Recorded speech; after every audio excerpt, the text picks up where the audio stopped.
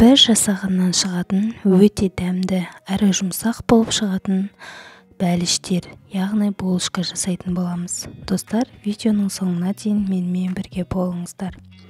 Ең алдымен жылы суымызды жылы сүтімізге құйып, және де қантымызды, бір қасық тұзымызды, бөлме температурасындағы сары майымызды салып, араластырып аламыз.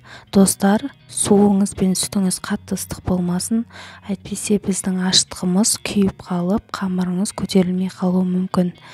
Міне, мен енді 2 жұмыртқа және де бір ас қасық аштығымды салып, тағы да араластырып алдым. Және де бетін жауып, жылы жерге 5-10 минут қойып қойсаңыздар да болады. Мен қоймадым, бірден қамыр илеп кеттім. Достар, ұндарыңызды осылай бөліп, басында осылай венчиктің көмегімен араластырып, соңына қарай қолмен қамыр илесеңіздер болады. Достар, қамырларыңыз міндетті түрде жұмсақ болсын. Жұмсақ болған сайын сіздің бәліштеріңіз өте қатты көтеріліп, дәмді болып шығады. Міне, қолымызға жабыстырған қамырға қолымызға май жағып, тағы да 1-2 илеп, бетін жауып, жылы жерге орап қоямыз, қамырымыз көтерілгенше. Достар, қамырымыз көтерілді. Енді қолымызды күнбағыс майымен майлай отыра, қамырларымызды кішкене бөлшектерге және үлкен бөлшекке бөліп аламыз. Достар, мен бұл жерде қамырдың жартысын алдым, жартысын қайтадан илеп, бетін жауып, жылы жерге қойып қойдым. Өйткені қамыр қайтадан көтерілетін болады. Міне, достар, видеодағыдай етіп, салмасын салып, және де қалған бөлшегін пышақпен кесе отырып, орап, әдемі пішінде бәліш жасайтын боламыз. Достар, бұл рецепті жасап көріңіздер. Бір жасағаннан, сіз ойлағаннан да өте дәмді, ерекше болып шығатын болады. Міне, мен барлығын осылай жасап алдым. Ендігі тәсіл, үлкен қамырымызды осылай қолдың көмегімен жаямыз. Достар, видео ұнаса, лайк басып, комментарий жазып, каналға тіркеліп кетіңіздер.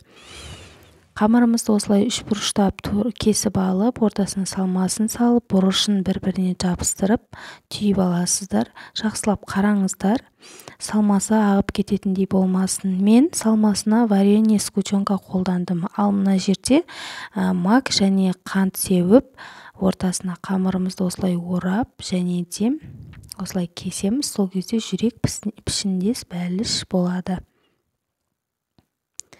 Мына тағы да көрсетіп жатырмын сіздерге. Дәл осы видеодағыдай қылып жасайсыздар. Ортасын майлауды ұмытып кетпеңіздер. Майлап, кейін қант және магыңызды себесіздер. Міне, қамырларымызды түйіп алдым. Бірінші бөлігін. Енді жұмыртқаның сарысын жағып, және үстіне күнжіт сеуіп жатырмын. Достар, түйіп болғаннан кейін де 15-20 минутқа қойып қойыңыздар. Қамырларыңыз тағы да көтерілуі керек. Содан кейін ғана пешкеге саласыздар. Оған дейін мен енді қалған қамырларымды түйіп жатырмын. Осылай бір байлап қоясыздар. Және де көтерілгенше күтіп, көтерілгеннен кейін пісіріп аласыздар. Өте дәмді болып шығады. Мен бұл бәлішті көп үйде жасап тұрамын. Балаларым өте сүйсініп жейді. Дүкендегі бәліштен артық болмаса кем емес. Сіздерде жасап көріңіздер, еш өкінбейсіздер. Және де достар, видеоның соңына дейін менімен бірге болсаңыздар, менің каналыма тіркеліп, лайк басып кетіңіздер. Сіздерге бір сәттік жұмыс алмаған үлкен шабыт сыйлайды. Әр аптада 3-4 рет жаңа рецепттер шығарып отырамын. Рецепттерді жіберіп алмау үшін каналға тіркеле кетіңіз. Міне достар, бәлішіміз дайын болды. Бәліштерді 200 градуста пісіріп аласыздар.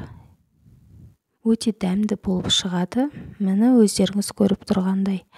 Қонақтың алдына да ұялмай қоя беретіндей өте дәмді, керемет бәліштер дайын болды. Ас болсын, достар. Міндетті түрде жасап көріңіздер. Егер де видео ұнаса, жоғарыда айтқанымдай каналыма тіркеліп, лайк басып кетіңіздер. сау болыңыздар.